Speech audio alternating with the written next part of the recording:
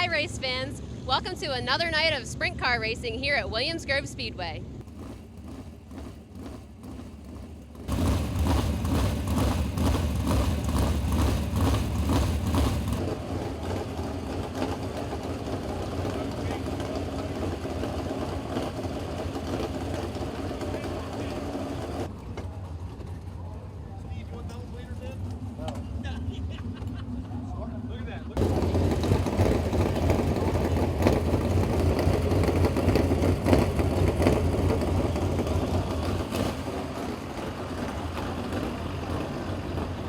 It is show time at Williams Grove Speedway.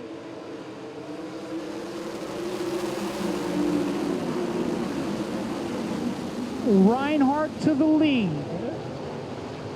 Raymer to second. And we got trouble between 1 and 2.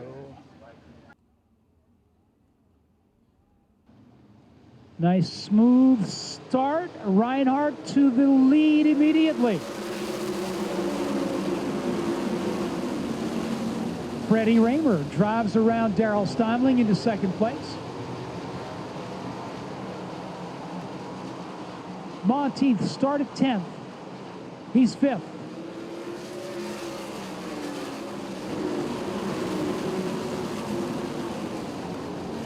The 27 of Greg Hodneck, the point leader and defending champion, facing traffic in turn 4.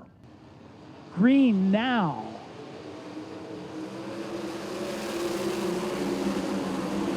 Raymer ducks low. Can't make the pass. Crimes really working the bottom of this racetrack now, challenging Steinling. Can't make the pass. Monteith right there. Wolf makes a move to the bottom. Slides in front of Monteith, but can't. Oh, yes, he can hold the spot. Wolf has taken the spot from Monteith. Lucas Wolf up to 5th. Lucas Wolf tries to slide Corey Hawes. Side by side, they go on the backstretch. Hawes edges ahead of the bridge. Here comes Wolf to the bottom. Lucas up to 3rd.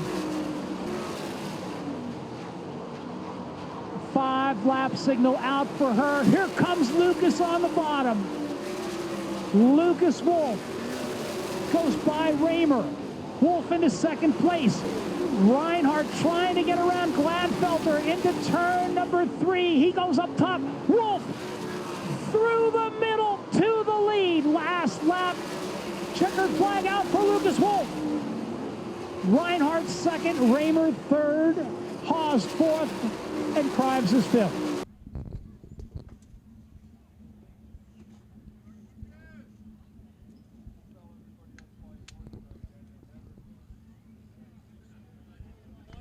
Welcome back to Victory Lane, Lucas Wolf.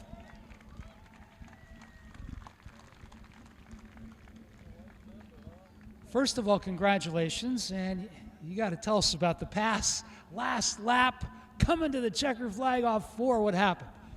Yeah, well, lap traffic was pretty brutal, really, and I was just fortunate to come on there at the end with the car and got going better and better, and I was able to get a really strong run off of 2 on most of the guys I caught up to, and was able to get them in 3 and 4 ultimately. But it was a little dodgy there with some of those guys not knowing exactly where they were going to go, and he just got kind of held up at the wrong spot. It's a difficult spot to be in, especially when you're leading. It's easy to make mistakes, so you try to keep going as good as you can. And when you're the second guy, you just have an opportunity to take a shot.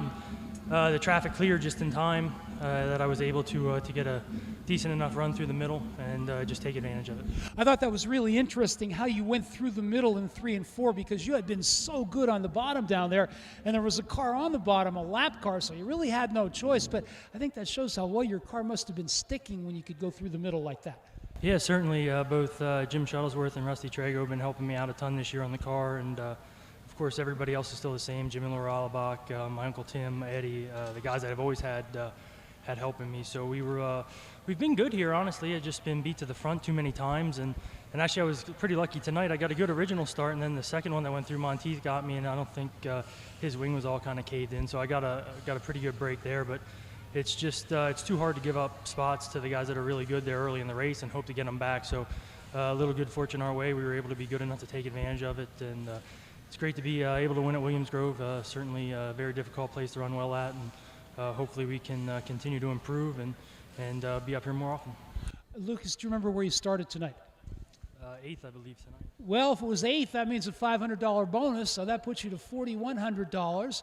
$10 for the last lap, $4,110. $250 last lap pass bonus. What do we have, $4,360? That's not too bad for a night at Williams Grove, a couple minutes from home. No, it's good. It really is a great place to race, and obviously they continue to work on it, and we should continue to get it better and better, but it's such an important place, and I'm just fortunate to grow up in an area where I was able to not only come here and watch, but also compete, and hopefully can do it for a long time. I believe that was career win number 12, and I think you broke a tie with the man who was 11th, and I think the man who was 11th was your father, so you're now one spot ahead of him on the winners list. Yeah, well, I've had many great opportunities over the year to do this quite a bit at a young age, and continue to do so. So I was very fortunate, and it is always good to win here, like I said, and hopefully many more to come. Checker flag to remember this one, ladies and gentlemen. Lucas Wolf. The 358 championship is underway.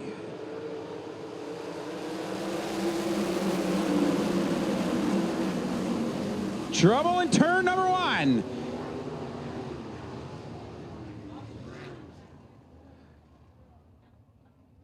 One car went in low, slammed the inside guardrail, glanced off, and motored right through the turns, but everybody else seemed to take evasive action. Bill Stein, one of the cars involved, he was the first one I saw go. Restart. About to get underway. Here we go.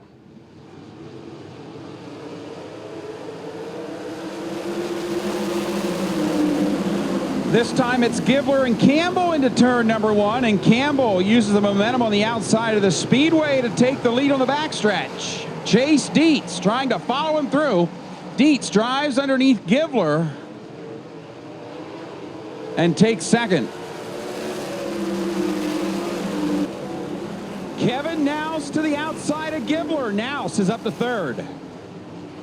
Let's see what happens. Campbell goes low, can't make the pass. Amy Ott has fouled up his race pace with 10 laps to go. Dietz is right there.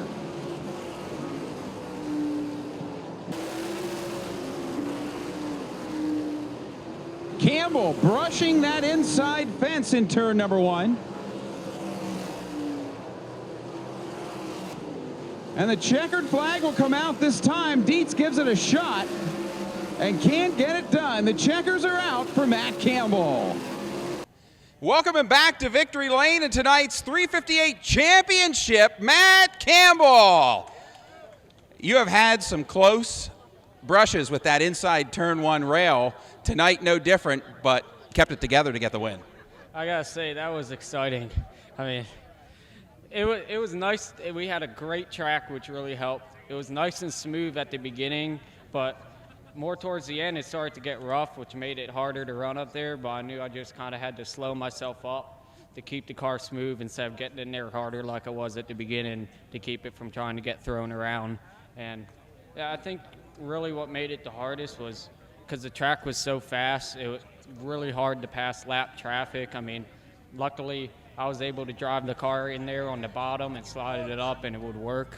So I used that to my advantage and was able to get around lap cars, which probably helped us considering, well, I heard Chase was right behind me and I know he would try something to pass me. Every time you would drop down to get by the lap car, that allowed him to close up about a turn in distance, and he'd be there, and as soon as you could get back into your line, you'd pull away from him. Well, I knew I couldn't just sit behind him because I knew somebody would be bound to come up and slide me. You know, I had a bunch of good guys starting behind me, so I knew I just had to keep myself from getting excited, keep the car smooth and straight, and just try to get through lap traffic the best I could, and it seemed to work out.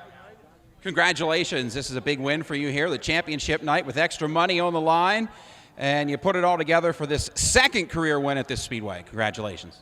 Well, I got to thank Harrington Body Shop, K-Field Automotive Paints, Ramsey Ford. I got to thank SC Signs and Designs for giving us a perfect car. I mean, if it wasn't for all them sponsors, we wouldn't be doing what we're doing. I got to thank my mom, my dad, my brother for all their support to give me. Got to thank our crew members, Brad, Austin, and Levi. I mean, they do so much for us. I mean, there's no way we would have been able to do this on our own without them. I got to thank all the fans, you know. It's awesome to be able to be supported by this many people. I mean, we're trying our hardest, and it seems we're working out for us.